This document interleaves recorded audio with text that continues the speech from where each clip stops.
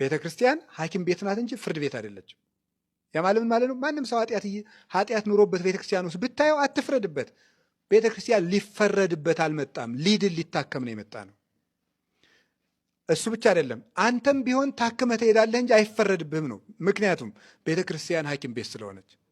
ግሸን ሂጄ አንድ ሰውዬ ሰይጣን ምናምን ሲል ሰው ሁሉ ይለፈልፋል። ነግሬያቸዋለሁ ከአሁን በፊት ሚካኤል አካባቢ ነውና ዝም ብሎ ራሱን እየደበደበ ይገርፋል። እና እኔ እንዲሁ የሚያደርገውን እየሰድ ሰው ሁሉ ይጮሃል። በዚህም ያለው ይጮሃል፣ በዚህም ያለው ይጮሃል። አንዳንድ ሰው እኮ ሰው ሲጮህ አብሮ ይጮሃል።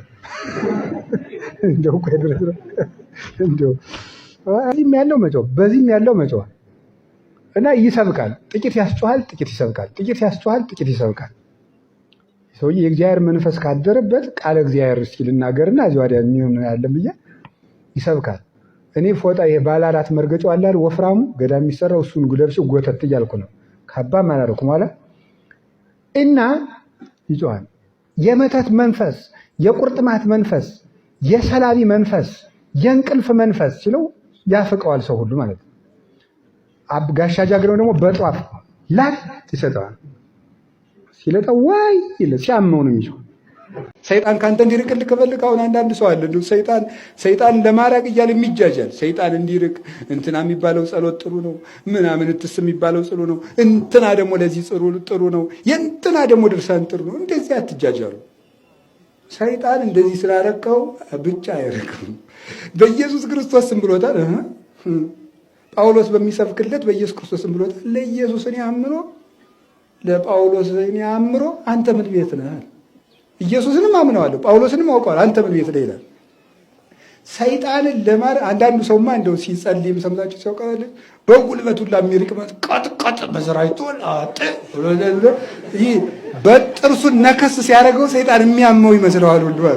እንደዛ ሰይጣን እንደዚህ ብሎ አይርቅም። ሰይጣን የሚርቀው ጎበዝ እኛ ላይ ያስቀመጠውን ገንዘብ ወሩረን ስንጥልለት ነው። ያን ስንጥልለት ሰይጣን ይርቃል። ያ ክፉ አደራ ክፋት ነው። ሞት ደግሞ ሰይጣንን ተጠግቶ ይመጣል። አባታችን ጻድቁ አቡነ ተክለ ሃይማኖት ከአባ በጸሎተ ሚካኤል ሳሉ አንድ ድዊ መጣ፣ አንድ በሽተኛ። ልጄ አንተ ፈውሰው አሉት። አባቴ በተጋድሎ የከበርከው የገዳሙ አበምኔት አንተ እያለህ እኔ እንዴት አድርጌ ፈውሰዋለሁ? አባታችን እንግዲህ እዚያ ጊዜ ድዊ ለመፈወስ ደርሰው ነበር። እንደዚህ ብለው ሲናገሩ ሰይጣኑ ምን እንዳደረገ ታውቃላችሁ? አንተ ክፉ ሰው ካንተ ፊት ማን ይኖራል ብሎ ራሱ ወጥቶ ሄደ። ምንም እኮ ውጣ ሳይሉት ጋኔኑን ውጣ ሳይሉት በምናቸው ብቻ ነው የወጣው? በትህትናቸው ብቻ ወጥቶ ሄደ። እኔ አይገባኝም ይሄን ማውጣት አልችልም ስላሉ አባ ገሪ ኪዳንን አትንኩብን የሚል ሰው እኔ አልፈልግም። መነካት ካለብኝ መነካት አለብኝ። የእኛን አባት አትንኩብን። እንዲህ አይነት ምዕመንነት ቅልጥ ነው። ቤተ ክርስቲያንን አትንኩብኝ ነው የሚባለው። ቤተክርስቲያንን አትንኩብን ክርስቶስን ሲሰደብ ነው። የግለሰብ ደጋፊ አጨብጫቢ፣ የራሱን አባት የሚሾም የራሱን መምህር የሚያከማች ምን ያደርግልናል? ለቤተክርስቲያን ዕዳ ነው እኮ ይሄ። ህዝቡ ዕዳ፣ እኛም ዕዳ፣ ተያይዘን ዕዳ። ክርስቶስን ነው መከተል ያለብን። ደጋፊነት ለቤተክርስቲያን አይጠቅምም። ሁልጊዜ ነው የምናገረው፣ አይጠቅምም። ምዕመንነት ነው የሚጠቅመው። አባ ጋቶን የሚባለውን አባት አንድ ሰው ሂዶ ሌባው አጋቶን አንተ ነህ? አዎ። እማይረባው አጋቶን አንተ ነህ? አዎ። ዘማዊው አጋቶን አንተ ነህ? አዎ። መናፍቁ አጋቶን አንተ ነህ? አይደለሁም። ሁሉን እሺ ስትል ሆነ አዎ ስትል ሆነ እዚህ ላይ ይሄማ ከፈጣሪ ይለየኛል አለ። መናፍቅማ ነኝ አይደለም ሃይማኖቴ ነው አለ። በግሌ ግን ምን በል የፈለከውን በለኝ። አንዱን ደግሞ ባይታው ሄዶ ጅል ዝም፣ አውሬ ዝም። ከዚያ በኋላሳ አህያ የአህያን ያህል ማዕረግ አህያ ጌታዋን በሆሳይና ተሸክማ ይዞረች። እኔ ጌታዬን መቼ አግኝቸው? ማረብ አይደለም የድንጋይ ያህል ማዕረግ ድንጋይ መቅደስ የሚሰራበት እኔ ምን እኮ ማረባ ሰው ነኝ። መጨረሻ ላይ የሚለው ጠፍቶት ጥሎት ሄደ። ስድብ አልቆበት ማለት ነው። አይገርማችሁ? ስድብ አልቆበት ጥሎት ሄደ። አባ ሙሴ ጸሊም የሚባለው አባት ነበር። አባ ሙሴ ጸሊም አበምኔቱ በዚህ ቀን ቅዳሴ ትገባለህ አለው። ቅዳሴ ትቀድሳለህ አለው። ቅዳሴ ትቀድሳለህ ብሎ ለቅዳሴ ተዘጋጅቶ ሲገባ ጥቁር ነው ፊቱ። አንተ ጠቋራ ውጣ፣ አንተ አትቀድስም አለው። በለው ብለው ሰው ላኩበት። ሊቀድስ ሲበዛ አንተ ጠቋራ አትቀድስም አንተ አለው። እሺ ብሎ ሄደ። ደስ ብሎት ነው ደግሞ እኮ የሚሄደው፣ ከፍቶት አይደለም። ደስ ብሎት ሄደ። ከዚያ በኋላ ምን አልከው? አንተ አትቀድስም አንተ ጠቋራ አልኩት። ፊቱ ጠቆረ ወይስ ጥሩ ነበር? ምንም አላለም አለው። ና ቀድስ በለው፣ ለቅዳሴው የሚገባ እሱ ነው አለ። ተመልሶ መጥቶ ቀደሰ። ተስፋ የለንም። በሚታይ ጤና ይሰጣል።